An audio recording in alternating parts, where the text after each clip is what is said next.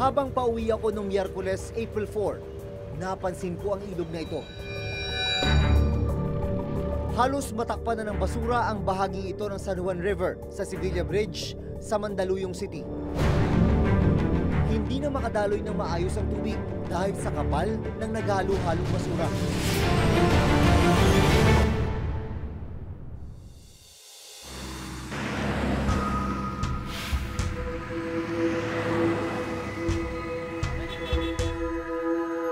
Makalipas ang 3 araw, binalikan ko ang Sevilla Bridge. Kapag napadaan ka rito sa Sevilla Bridge sa pagitan ng Mandaluyong at Maynila, imposibleng hindi mo ito makikita.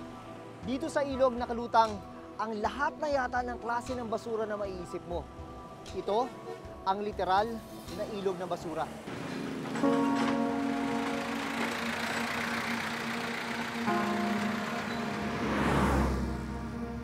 Sa gilid ng Sevilla Bridge, nakilala ko si Joel Pasao.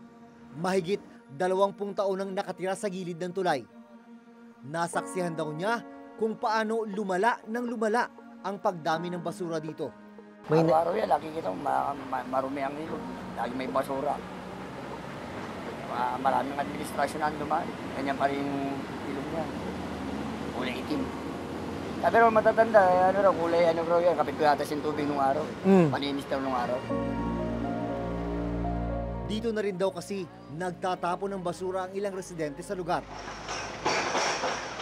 Nasanay na, nakasanayan ko na eh. Araw-araw, ganyan. Kada labas ako, papasok, ganyan pa rin. Sanay na rin ako. Parang nga hindi nauubos yung basura, merong inaagos eh. Nang puntahan namin ang lokal na pamahalaan ng Mandaluyong City, sinabi nilang hindi lang sa kanila nanggagaling ang mga basurang naitapon sa San Juan River dahil may iba pang mga syudad na dinadaluyan ang ilog.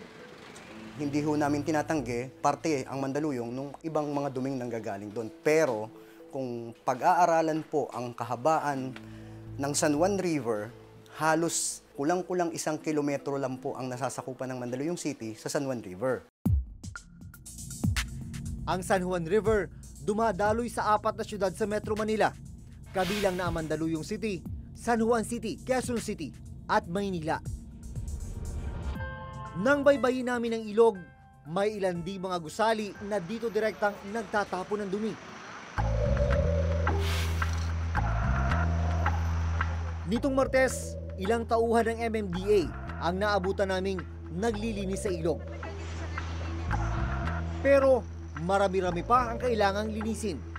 Hindi nila natapos ngayong araw ang paglilinis sa ilog. Meron pong nilatag na programa doon para i-trap yung mga floating waste accumulated along San Juan River. Doon po ang pinakamababang elevasyon na pwedeng maaari namin na hanguin ang mga basura na naiipon along San Juan River.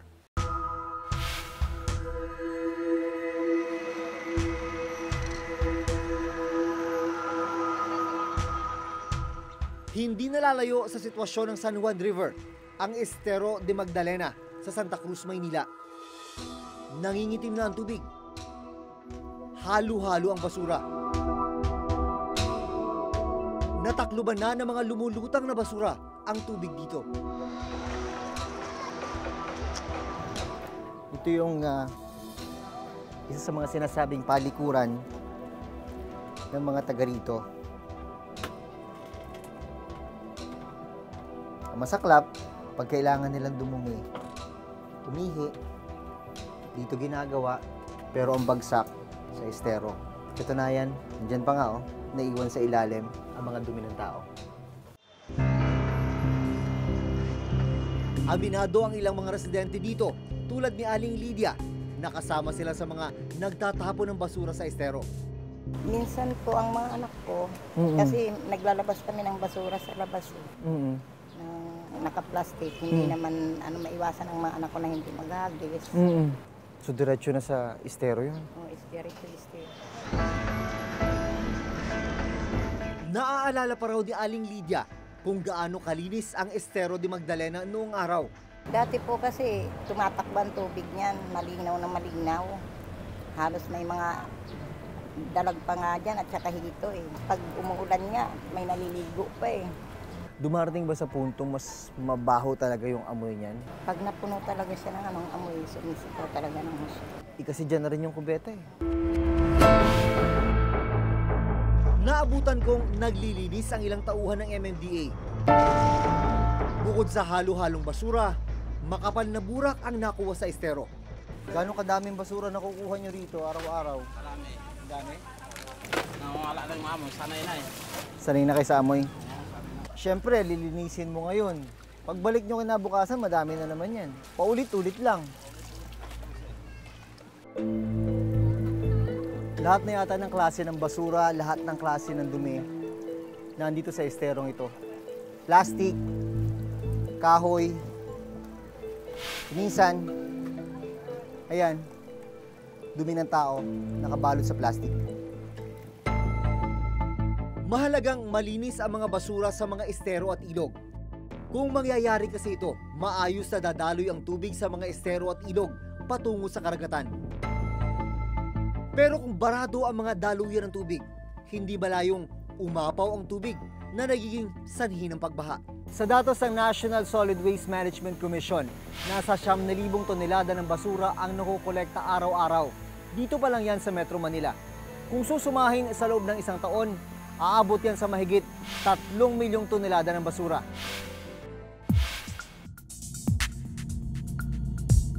Ang mga naipon na basura sa Estero de Magdalena, dito muna sa pumping station sa Vitas Tondo, pansamantalang itinatambak.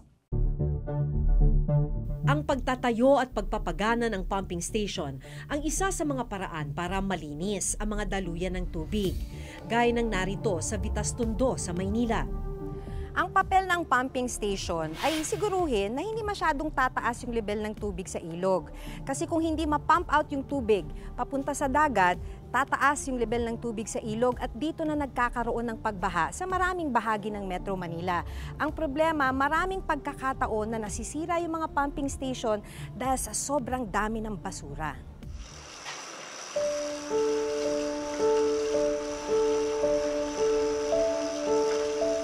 Dito namin nakilala si Tatay Domingo. 45 taon na siyang nagtatrabaho bilang taga-tanggal na mga bumabarang basura sa mga makina ng pumping station. Siya na ang pinakamatagal na trabahador dito. Para kay Tatay Domingo, hindi biro ang kanyang trabaho dahil bukod sa nakabilad sa araw, umaalingasaw na mga basura at burak ang kailangan niyang harapin at linisin araw-araw. Tagal nyo rin pinagtyagaan. Pinagtyagaan ko yan, ma'am. Lahat ng pumping, ganun ang ginagawa ko nung. Tagalinis talaga. Oo, sa ilalim. Mag-aahon ng putik, nagamitan namin ng ginagawa namin, inaakyat. Magkano yun? 459 Sa isang araw? isang araw. Panawagan niya, sana'y matuto ang lahat kung saan dapat itapon ang basura. Ang tanong, iniisip nga ba natin kung saan napupunta ang bawat basurang itinatapon natin? Walang katapusang basura yan. Wala, hindi matatapos ang basura niyan. Ikaw lang mananawa sa trabaho. Hanggang malakas ka pa, sige. Pagka nanghina, wala na. Sila nag-uumpisa na ng kalat. Kami naman tiga-trabaho. Hindi naman dapat ganun gawin na itapon na lang yung sa ilog. Yan naman nila na ilagay sa isang lagayan para pagdating ng truck, doon na lang dapat nila tapon. Hindi dito sa ilog. Kaya kami, sige pa rin na trabaho dito. O, kung marunong sila, tulungan naman nila kami. Dahil sa gawa ng tao, hindi tama eh. Sa sakripisyo, sisili na gobyerno. Sino siya? Sarili natin, nasa sarili natin. O, siyempre, naapektuhan tayo. Ang mga naipong basura sa San Juan River, Estero de Magdalena at sa Vitas Pumping Station, idiniretso naman sa mga sanitary landfill. Ang isa ay sa Navotas, ang isa naman ay nasa Rodriguez Rizal. Pero maging ang mga sanitary landfill, may problema rin. Nakasaad sa Republic Act 9003 o Ecological Solid Waste Management Act na dapat ay hinihiwalay na ang mga nabubulok, hindi nabubulok at ang mga maaring iresiklo sa kabahayan at barangay pa lamang. Bago pa man makarating sa mga landfill, pero malayo ito sa katotohanan. So yung pinaka-problem natin sa solid waste management, especially dito sa Philippines, no, ay yung implementation of segregation at source. Doon kasi nag-uumpisa yung lahat. So after ng consumption ng mga communities natin at yung mga industries natin, ilalabas nila yung waste. Kapag hindi ito na-segregate na maayos, may tendency na mixed waste yung collection at dadalhin ito sa sanitary landfill. At kung hindi maayos yung management ng waste, ang mangyayari ay mabilis mapupuno yung landfill at may tendency rin na kapag mabilis mapuno yung landfill, yung ibang tao magtatapon na lang sa mga waterways natin.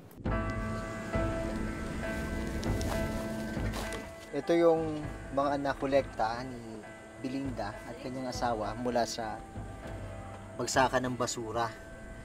Mga dilata, niipon nila yan at niluluto, pinapakain sa kanilang pamilya. Pwede na pong pangulam. Sabi nila, wala naman doon pinagkaiba ito dun sa lasa ng mga nabibili sa tindahan eh.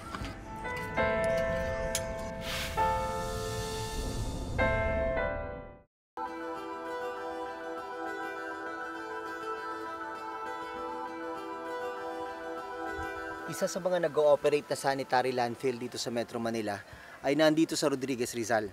Ang basurang kinadidirihan ng marami sa atin, hanap buhay para sa ilan sa mga taga rito.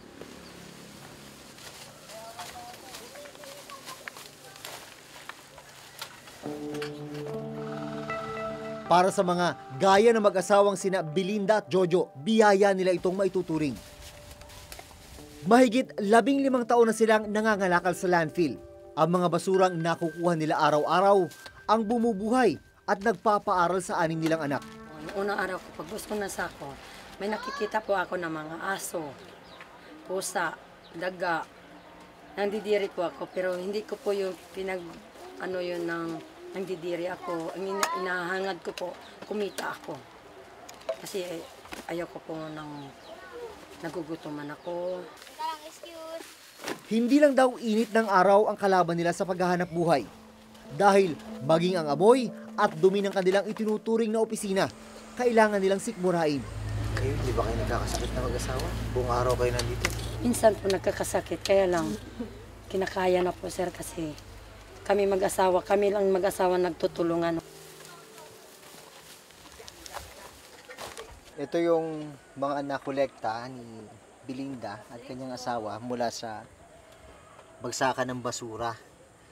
Mga dilata, niipon nila yan at niluluto, pinapakain sa kanilang pamilya. Seryoso to na nagiging... Sweet corn to sir.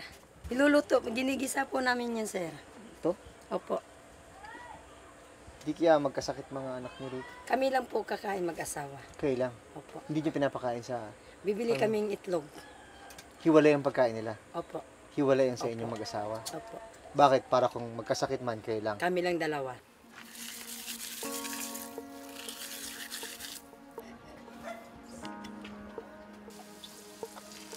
Pwede na pong pangulam. Masarap sir. To? Opo. Sa tingin mo lang sir kasi basura siya tignan. Oo. Pero, Totoo lang, mukhang... oo di ba? Pero, pwede naman siya sir.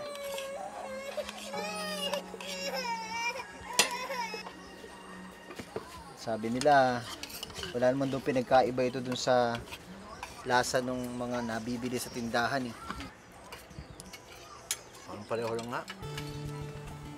Baka mamanghang isipin na dahil sa libu-libong tonelada mga plastik, karton at bote na bumabagsak sa landfill araw-araw, nakakapagpaaral sina Belinda ng 3 anak. Nakakakain sila ng 3 beses sa isang araw at kahit paano, nakapagpundar ng maliit na bahay. Noong una, alam na agad ba ng mga anak nyo na ganito ang buhay nyo? Opo sir. Dito na po ako simula isang anak ko hanggang lumaki na po. Dumami na po ang anak ko, 6 na anak ko na po.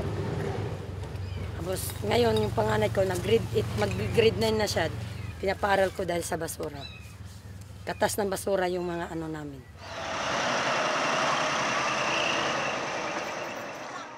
Nang araw na yon,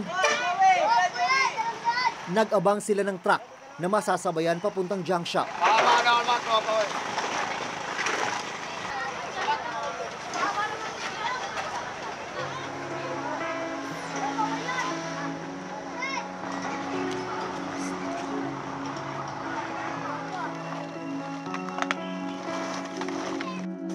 Sa buong linggo, umabot sa 3,400 piso ang kinita nilang mag-asawa. Dito na sila kukuha ng panghapunan sa buong pamilya. Ayun kasi baby, kakain na. Papayag ka ba na yung ganyang hanap buhay ay abutin din ng mga anak mo? Yun po ang pinagporsige ko, sir. Paghanap buhay ako para sa pag-aaral ng anak ko. Gusto ko po matapos yung mga anak ko para hindi nila maranas po yung naranas namin mag-asawa.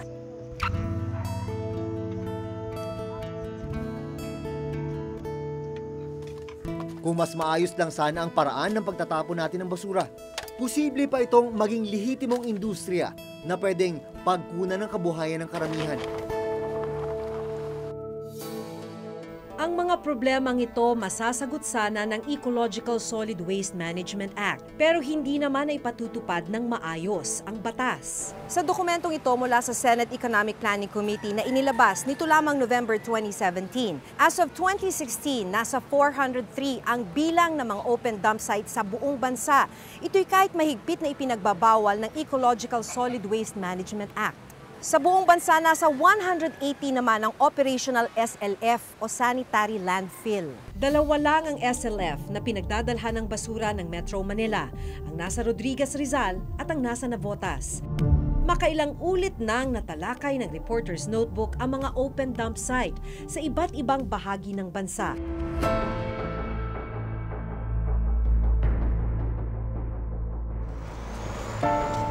Sa dami ng binabagsak na basura dito kada araw, nagmimistula na tong bundok. Ngayon, ang delikado kasi sa ganitong dump site, naghahalo-halo yung mga basura, maraming kemikal na delikado sa kalusugan ng tao. Lalo na kung yung mga kemikal na ito, yung katas ng basurang ito ay mapunta sa groundwater at mainom ng tao.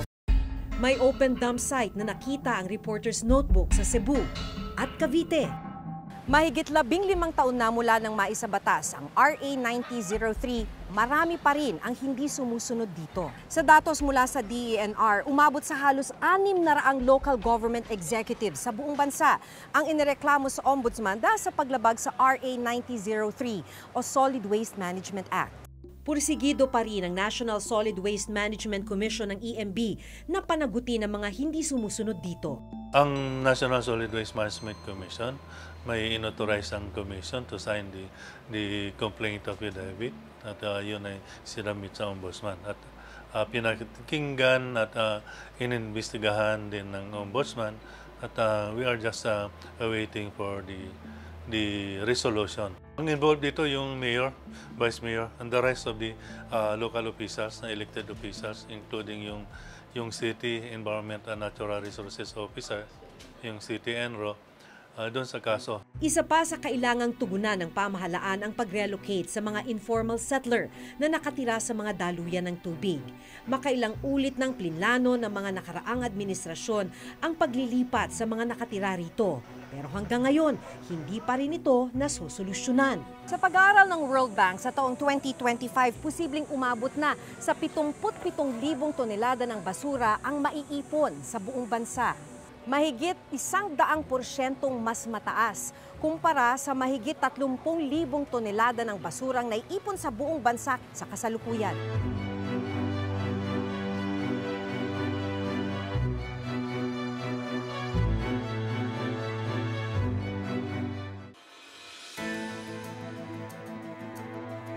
Sa sulat na ipinadala sa amin ng lokal na pamahalaan ng Maynila na nakakasakop sa Estero de Magdalena, sinabi nilang ang suliraning kinakaharap nila sa kasalukuyan ay ang kawalan ng disiplina ng mga tao at maling pagdidispose ng basura.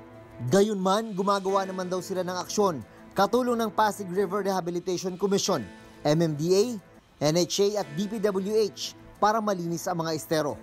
Lahat tayo may kinalaman sa problema sa basura.